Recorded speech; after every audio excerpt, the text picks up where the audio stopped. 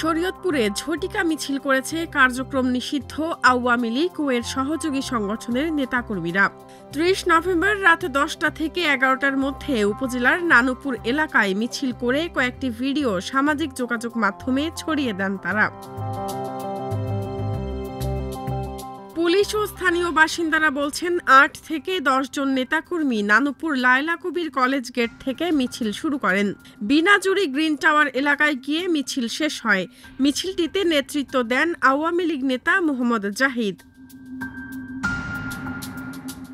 কয়েক মিনিটের মধ্যেই মিছিলটি শেষ করে সটকে পড়েন তারা। পরে মিছিলের কয়েকটি ভিডিও সামাজিক যোগাযোগ মাধ্যমে ছড়িয়ে পড়লে ক্ষোভ প্রকাশ করেন বিএনপি জামায়াতের নেতাকর্মীরা। সামাজিক মাধ্যমের মন্তব্যের ঘরে তারা পুলিশের সমালোচনা করেন।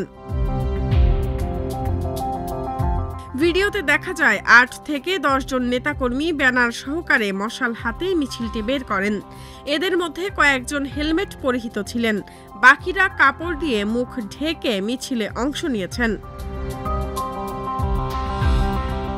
বিষয়টি নিয়ে শরীয়তপুর সদর থানার ভারপ্রাপ্ত কর্মকর্তা জানান, তাদের অভিযান এ সকল কার্যক্রমের বিরুদ্ধে চলমান আছে।